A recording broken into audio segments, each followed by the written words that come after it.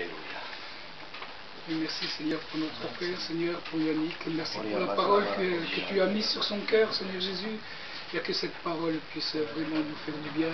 Et aussi qu'on mette en pratique ce que nous allons entendre, Seigneur Jésus. C'est ta parole, Seigneur, qui est vivante, qui fait encore son effet encore aujourd'hui. Amen. Merci pour lui, merci pour chacun de nous. Que nos oreilles spirituelles puissent être ouvertes et entendre ce que Yannick va nous partager. Merci Seigneur. Louange et gloire à toi. Amen. Amen. Merci Seigneur. Amen. Gloire à Dieu. Alléluia. Voilà, merci Seigneur. Voilà, rebonjour à tous. Ah non, il n'était pas là tout à l'heure. Alors on y va ensemble. Alors j'aimerais vous parler ce matin de quelque chose qui me tient à cœur. Parce que c'est vrai, nous sommes une église de Pentecôte, parce que nous croyons à la vie de l'Esprit, à la puissance du Saint-Esprit, au parler en langue, etc. Mais qu'est-ce que la vraie Pentecôte? Parce qu'aujourd'hui, il y a un petit peu, on pourrait dire, ça fluctue un petit peu dans la compréhension de la Pentecôte.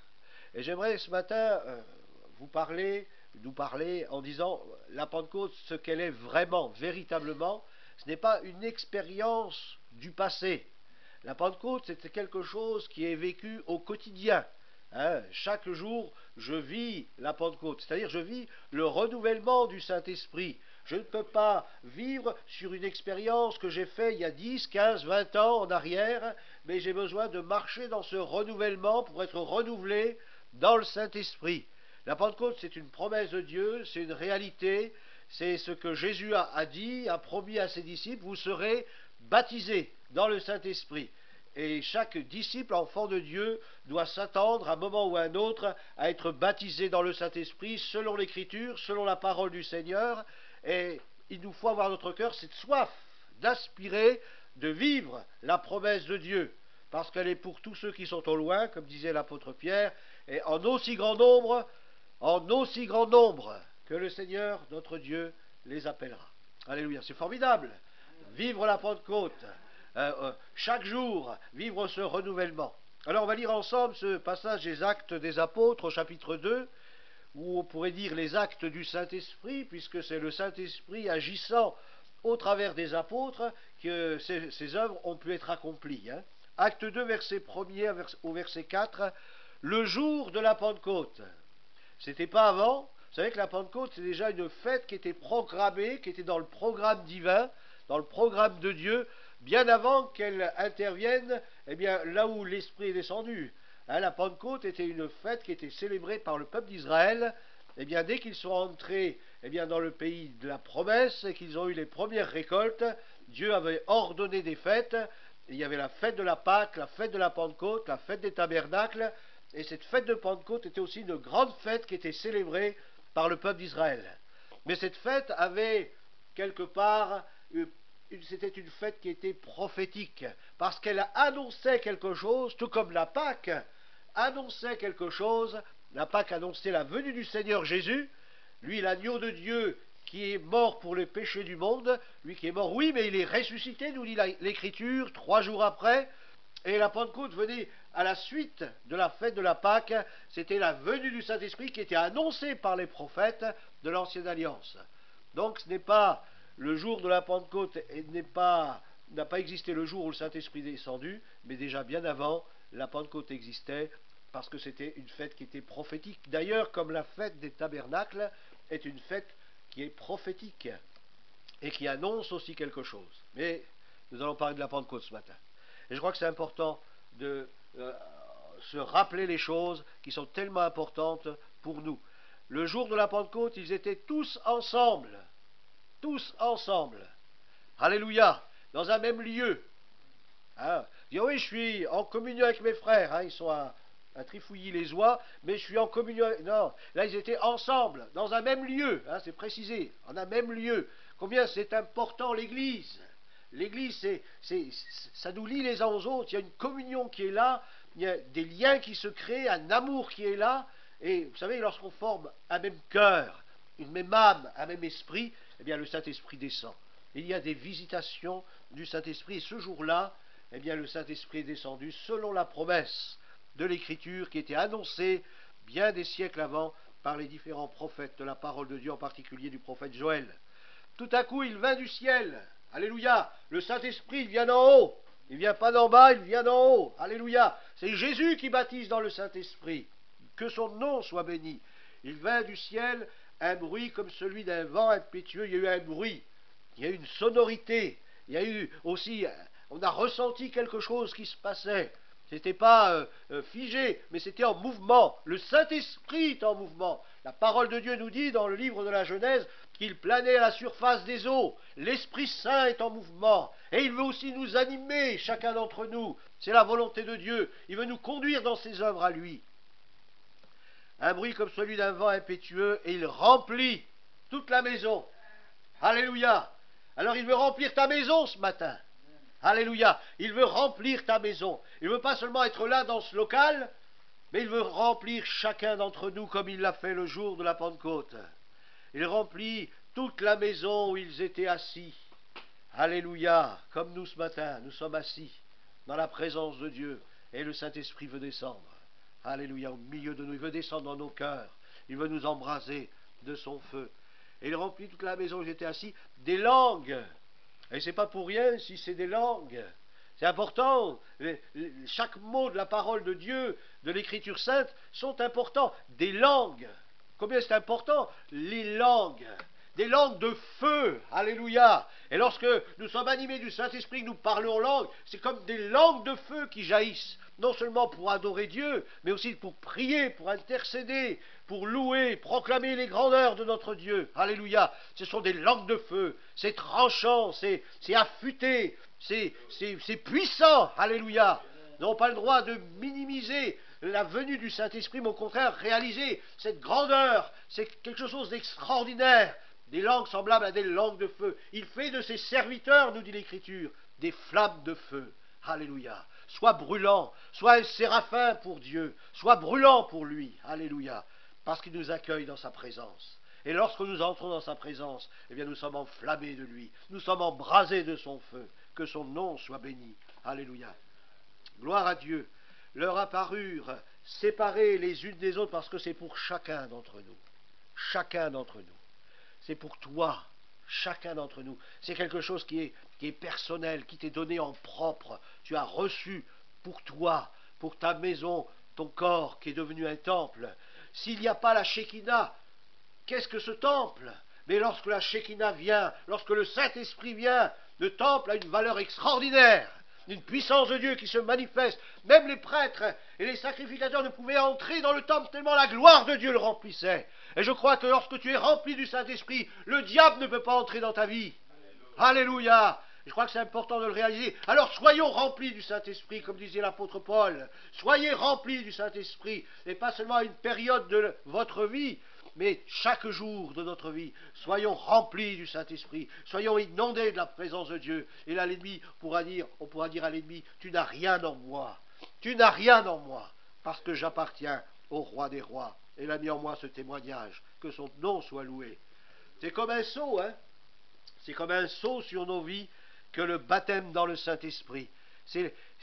Nous avons été agréés, nous avons été tamponnés, nous avons été validés. Oui, tu es un enfant de Dieu, je te valide, sois rempli de mon Esprit Saint. Alléluia, c'est extraordinaire, hein? Et combien nous devons aspirer, Seigneur, moi je veux être validé dans ma vie chrétienne, je veux recevoir aussi cette promesse de l'Écriture. Je veux dire qu'il y ait le sceau divin, pas le sceau du pasteur, pas le sceau de l'un ou de l'autre, mais le sceau de Dieu qui vienne sur moi. Et là, comme l'apôtre Pierre, que ferons-nous? Ils ont été baptisés comme nous du Saint-Esprit. Eh bien maintenant, il faut les baptiser dans l'eau, on n'a pas d'autre choix. Parce qu'ils ont reçu la même promesse que nous avons reçue au commencement. Alléluia. Et lorsqu'il y a le sceau divin qui vient, qu'est-ce que nous avons à faire? Juste à obéir à Dieu. Seigneur, ben voilà, maintenant il faut qu'il soit baptisé dans l'eau. Le sceau de Dieu, le sceau qui vient d'en haut. Alors reçois ce matin, reçois ce sceau divin et sois baptisé, sois rempli du Saint-Esprit. Alléluia. Et ils furent tous, ça c'est beau, hein? Et ils furent tous remplis. Ah, c'est étonnant, hein? On dirait qu'il y en a comme un qui commençait d'un seul coup, il balbutiait, puis il commençait à parler en langue. Puis d'un seul coup, celui à côté de lui, d'un seul coup, ça s'est communiqué comme un feu. Vous savez, quand vous allumez un feu de forêt, eh bien ça se communique. Le feu commence à se répandre. Et ils ont tous été emmenés. Il n'y en a pas un qui s'est levé, oh là, examinons l'écriture, savoir si c'est scripturaire. Non, ils ont laissé l'Esprit de Dieu souffler, et ça s'est communiqué à une vitesse incroyable. Et ils ont tous été remplis du Saint-Esprit. Il y avait cette attente dans le cœur, il y avait cette soif dans le cœur, cette aspiration. Ils connaissaient l'écriture, ils savaient que le Saint-Esprit devait venir, et ils voulaient, ils aspiraient, ils avaient soif de Dieu. Alléluia. Et ils se mirent à parler en d'autres langues, selon ce que l'Esprit... Ils n'ont pas parlé la même langue, mais ils ont parlé un langage qui était pour eux extraordinaire, étonnant. La parole de Dieu en parle de ce langage. C'est par des lèvres balbutiantes que tu parleras à ce peuple, des lèvres, des paroles qui sont inspirées du Saint-Esprit. Je crois que nous avons besoin de vivre non seulement une vraie Pentecôte à l'origine, mais d'entretenir et de demeurer dans ce feu de l'Esprit. Alléluia. La Pentecôte, c'est une fête. Cette fête avait été instituée pour célébrer annuellement les prémices de la moisson, comme le rapporte le livre de l'Exode. Alors vous avez plusieurs textes, tu observeras la fête de la moisson, des prémices de tes travaux de semailles dans les champs. Exode chapitre 23, verset 16. Cette fête de la moisson est appelée fête des semaines, dans Exode chapitre 34, verset 22. Elle se célébrait 7 semaines. Dans Deutéronome chapitre 16, versets 9 à 10, ou 50 jours, ce que signifie le terme Pentecôte. 50 jours après Pâques. La relation de la fête de Pâques est évidente. La Pentecôte était la célébration de clôture de la Pâques 50 jours après. Et vous savez que la Pâques, c'est la fête des prémices.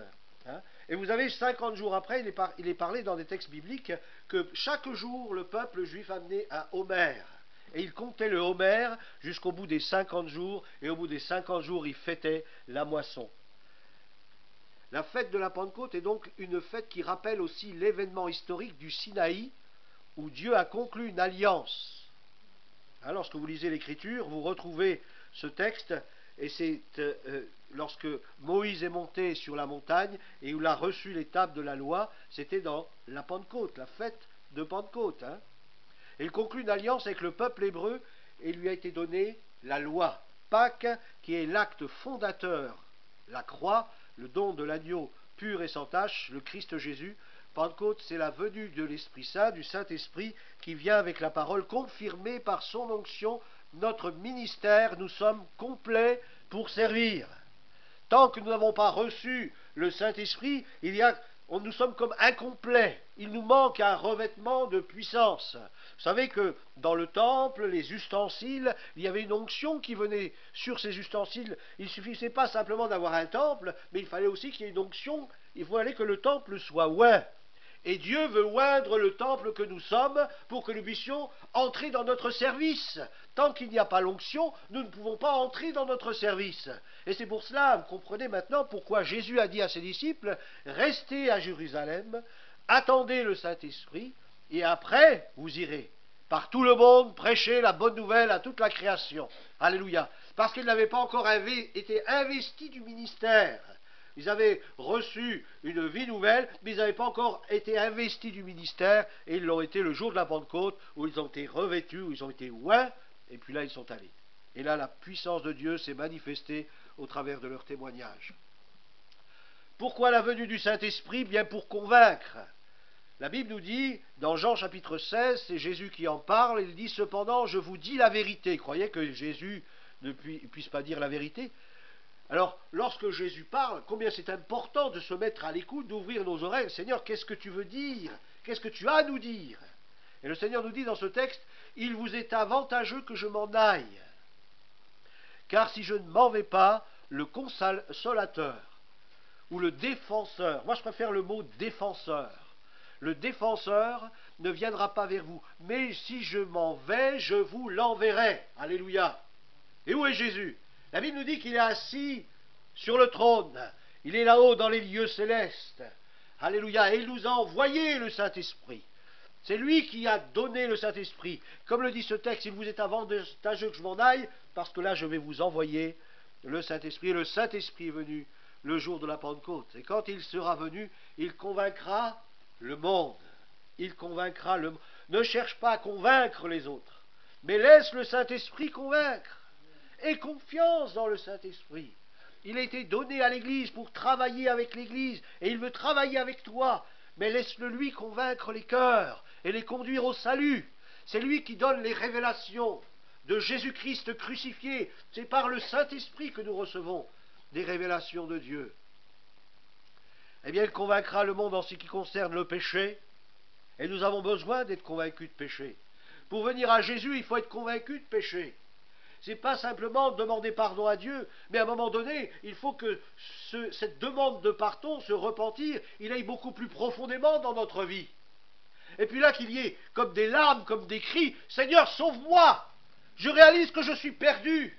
Je réalise que j'ai besoin d'un sauveur. » Comprenez combien c'est important? Et il n'y a que le Saint-Esprit qui puisse nous amener dans la profondeur de la repentance. Et que l'on puisse réaliser combien nous avons offensé Dieu, combien nous sommes perdus loin de lui et dans nos péchés. Il faut le Saint-Esprit pour nous ouvrir les yeux, parce que sinon nous sommes aveugles. Nous avons des regrets. Demandons pardon à Dieu, mais du bout des lèvres. Il n'y a pas une réalité profonde. Mais lorsqu'il y a une conviction de péché qui vient du Saint-Esprit, là quelque chose se passe profondément. Et des larmes coulent, et des cris sont prononcés. « Seigneur, sauve-moi! J'ai tellement besoin de toi. » Nous avons besoin de l'action du Saint-Esprit. Et nous ne pouvons pas convaincre les autres, mais c'est le Saint-Esprit qui convainc. Laissons le Saint-Esprit agir. Et si quelqu'un vient dire, qu'est-ce qu'il faut faire pour être sauvé, dites-lui simplement, repens-toi de tes péchés. Et je vais prier pour toi, pour que le Saint-Esprit te conduise dans la repentance.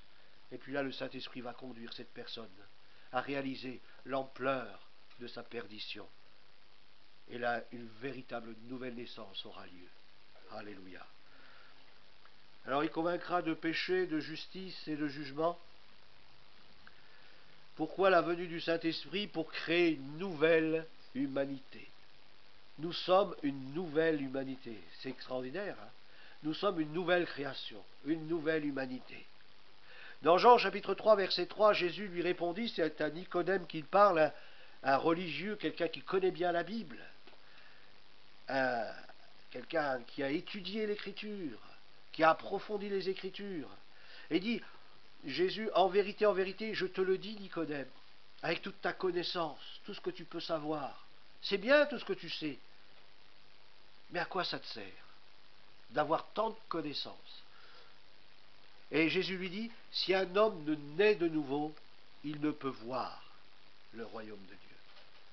Si tu ne nais pas de nouveau, tu ne peux pas avoir les yeux ouverts sur les réalités du royaume. Il faut que le voile soit ôté, nous dit l'Écriture, et il n'y a qu'en Christ qu'il est ôté, et que tu peux prendre conscience des réalités spirituelles.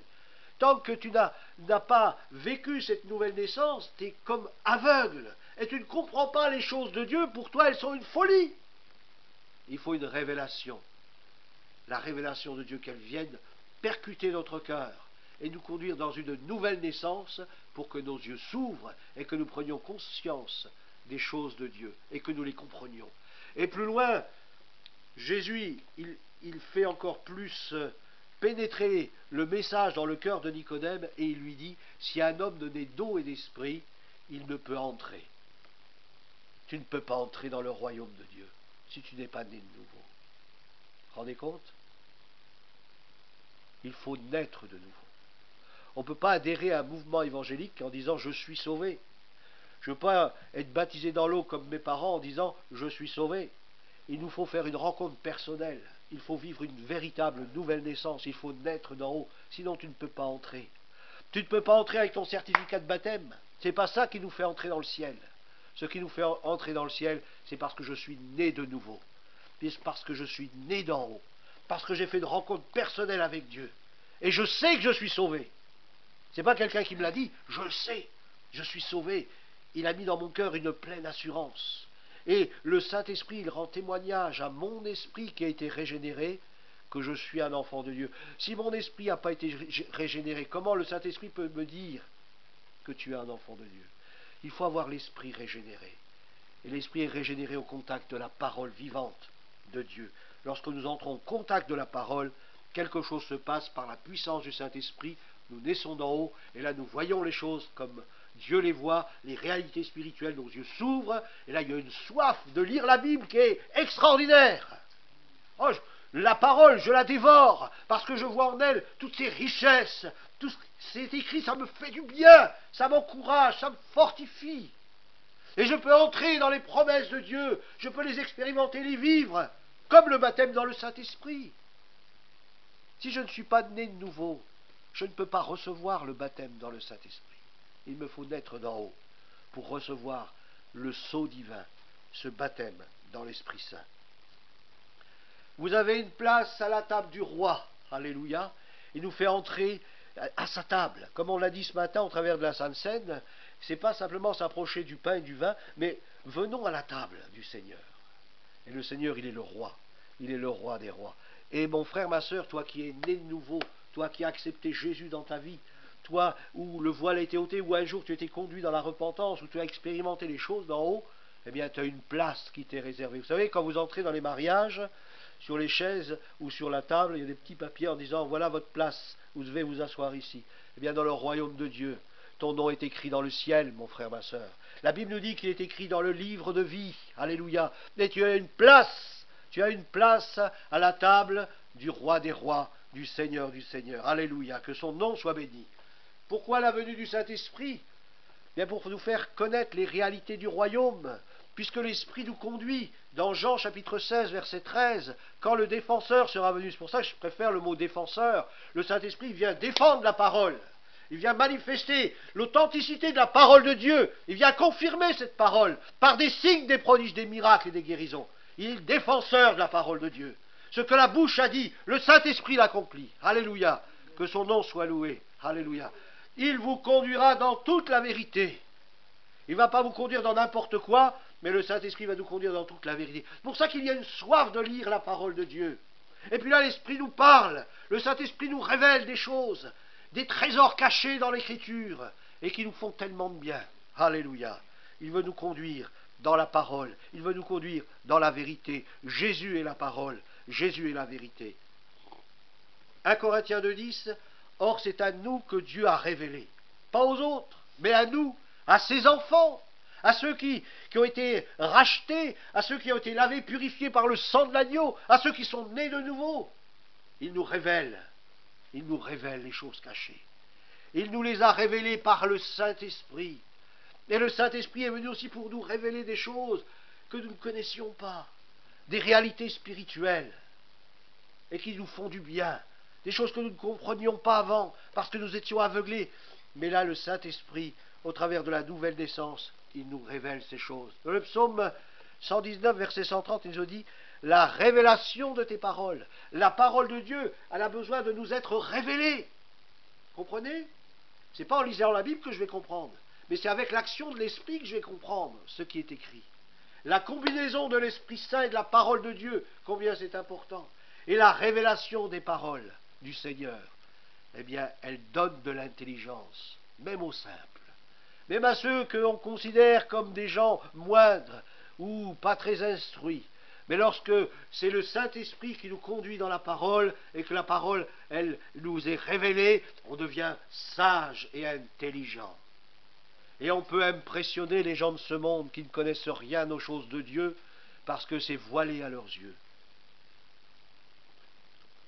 Vous savez, l'Écriture nous dit qu'ils ont reconnu que les disciples étaient avec Jésus, c'est à cause de ce qu'ils disaient. Ils disent des choses extraordinaires, comme leur maître disait aussi des choses extraordinaires. Et c'est à cela qu'on reconnaissait qu'ils étaient des disciples de Jésus-Christ. Jean 8, 32, vous connaîtrez la vérité. C'est-à-dire qu'on va plonger nos regards, on va découvrir au fur et à mesure de notre vie chrétienne, on va être conduit dans la parole de Dieu, à connaître de plus en plus des réalités spirituelles. La vérité va prendre de plus en plus de place. On va recevoir dans notre cœur de plus en plus de choses d'en haut, du ciel, comme il est dit dans la parole, aspirer aux choses d'en haut, rechercher les choses d'en haut. Et dans la parole, nous allons recevoir les choses qui vont nous conduire à vivre une vie chrétienne authentique et vraie. La véritable Pentecôte nous conduit à plonger nos regards dans la parole de Dieu. Si je suis animé de l'Esprit, le Saint-Esprit va me conduire dans la lecture de la parole de Dieu. Et là, je vais recevoir les instructions divines. Et je veux me laisser conduire dans les œuvres qu'il a préparées pour moi. Vous connaîtrez la vérité. Et la vérité fera de vous des hommes libres. Des hommes libres, des femmes libres. Alléluia. Ça, c'est le Saint-Esprit qui nous conduit dans cette dimension. Pourquoi la venue du Saint-Esprit? Pour nous donner de la puissance. De la puissance, comme le dit Actes chapitre 1, verset 8, mais vous recevrez une puissance extraordinaire, celle que le Saint-Esprit va vous communiquer. Vous allez recevoir une puissance supérieure. Une puissance, c'est la puissance de Dieu pour le salut de quiconque croit. Le Saint-Esprit survenant sur vous. Hein, quand on lit ça, on a l'impression qu'il nous, pas qu'il nous agresse, mais qu'il vient avec précipitation. Vous savez, il y a des gens qui ont été baptisés dans le Saint-Esprit, d'un seul coup c'est venu, c'est tombé sur eux, et ils ont été remplis, ils ont loué le Seigneur dans les langues nouvelles. Alors des fois ça se passe beaucoup plus calmement, mais souvent ça se fait comme cela. Le Saint-Esprit descend, puis il y a une joie débordante, une joie qui jaillit. Alléluia.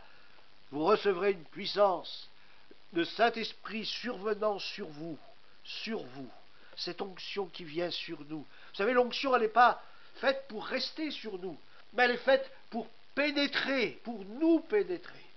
L'onction doit pénétrer toute notre vie. Lorsque nous sommes loin du Saint-Esprit, cette onction de l'Esprit, elle pénètre toute notre vie. Cette onction du Saint-Esprit nous sanctifie. Alléluia. Le Saint-Esprit survenant sur vous et vous serez mes témoins. C'est-à-dire que sans cette puissance, je ne peux pas être un témoin de Jésus. Sans cette puissance du Saint-Esprit, je ne peux pas être un témoin de Jésus. Parce que pour être un témoin de Jésus, il faut de la puissance. Il faut la puissance de Dieu. Il faut que l'Esprit de Dieu nous anime. Si je veux être réellement un véritable témoin de Jésus-Christ. Dans toute la Judée, vous serez mes témoins à Jérusalem, dans toute la Judée, dans la Samarie et jusqu'aux extrémités de la terre. 1 Corinthiens, on va arrêter parce que ça va être trop long. On va lire juste ce dernier texte. 1 Corinthiens chapitre 2 versets 4 à 5 et ma parole, disait l'apôtre Paul.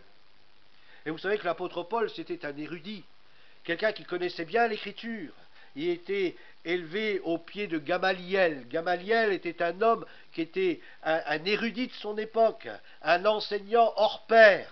Et l'apôtre Paul était à ses pieds, c'est-à-dire comme tout disciple doit être au pied de son maître, comme nous aussi devons être au pied de Jésus. Comprenez? Et lui, il était au pied de Gamaliel, c'était lui son maître à l'époque, avant qu'il connaisse le Seigneur Jésus-Christ, et il l'enseignait, il recevait des instructions, et pendant des années, il était enseigné. C'est-à-dire que l'apôtre Paul, de mémoire, il connaissait les livres de la Bible.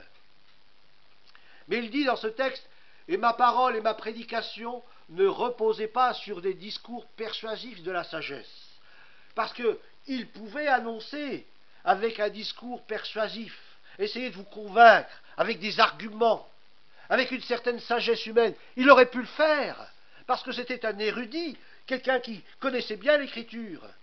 Mais ce n'est pas ça qui nous emmène au contact de la puissance de Dieu. Ce n'est pas ça qui nous amène au contact de la puissance de Dieu. C'est la puissance du Saint-Esprit. Il a plu à Dieu de sauver les croyants par la folie de la prédication. Et ce matin, c'est cette parole qui est prêchée, la parole de Christ. Et c'est cette parole qui a la puissance de vous libérer et de vous conduire dans les œuvres que Dieu a préparées d'avance. Car ma prédication ne reposait pas sur les discours persuasifs de la sagesse, mais sur une démonstration. Une démonstration. Alléluia. Ce n'est pas simplement un langage, ce n'est pas simplement une parole, mais c'est une puissance de Dieu qui doit se manifester dans l'assemblée, dans l'Église, au travers de celui et celle qui est né de Dieu. Alléluia. Mais une démonstration d'esprit et de puissance. Pourquoi? Mais c'est simple, regardez ce qui est écrit ensuite. Pourquoi c'est si important que la puissance de Dieu doit se manifester? On n'a que faire de grands sages, ou de grands théologiens, ou de grands discoureurs. On n'a que faire de ces gens-là. Ce que nous voulons, c'est la puissance de Dieu qui touche notre cœur, et qui nous amène dans les réalités du royaume. Alléluia. Afin que votre foi, et ça c'est important, que notre foi soit fondée sur, non pas des discours persuasifs de la sagesse, non pas sur des discours théologiques, mais comme le dit le texte, sur la puissance de Dieu. Sur la puissance de Dieu. La prédication est là pour susciter la foi. Pas pour vous donner un gros cerveau, une grande connaissance, mais pour vous susciter la foi et vous amener à saisir les choses de Dieu avec foi et à voir le royaume de Dieu se manifester. Voilà aussi pourquoi le Saint-Esprit a été donné. Et nous en avons tellement besoin. Amen. On verra la suite une prochaine fois. On va prier le Seigneur. On va demander au Seigneur qu'il nous remplisse du Saint-Esprit tous. Alléluia. Seigneur, nous avons tellement besoin de toi. Seigneur, merci parce que ta promesse est certaine. Ce que ta bouche a dit, ta main l'accomplit. Tes promesses, elles sont oui et amen. Seigneur, ce matin, nous avons soif de toi, car toi seul peux désaltérer notre âme. Toi seul peux nous conduire dans les eaux paisibles, près des eaux paisibles. Toi seul peux nous conduire dans les verts pâturages. Toi seul peux nous conduire dans les réalités du royaume. Seigneur, nous avons tellement besoin de ton Saint-Esprit.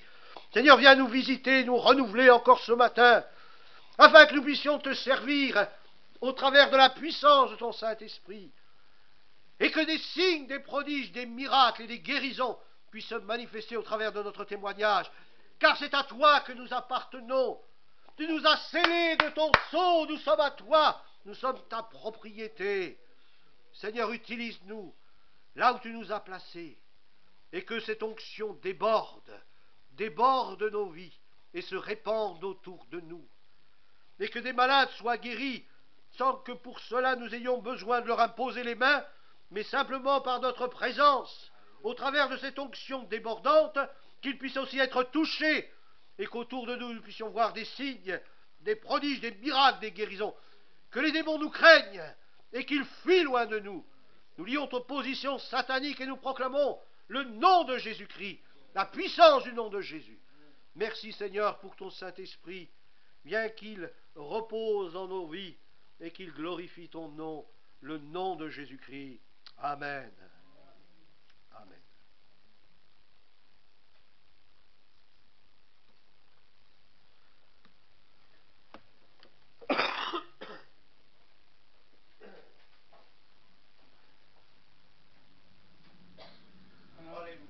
Merci Seigneur, merci Yannick pour cet enseignement. Et c'est vrai que si nous sommes remplis de l'Esprit, lorsque nous allons sortir de là, il ne faut pas le laisser là, il faut qu'il nous accompagne. Et hier, j'étais avec une quarantaine de païens, vraiment de païens, de 8h du matin jusqu'à minuit. Et croyez-moi, c'est pas tout rose. Hein. Il y a quelques années, c'était que des choses qu'on ne pouvait pas trop entendre. Et, des fois même, je partais. Et puis, petit à petit, eh bien, là, aucune parole mauvaise. On a eu une joie d'être ensemble, mais vraiment extraordinaire. Et l'année dernière, il y avait un petit enfant qui est venu vers moi, puis il me dit « Papi, papi ».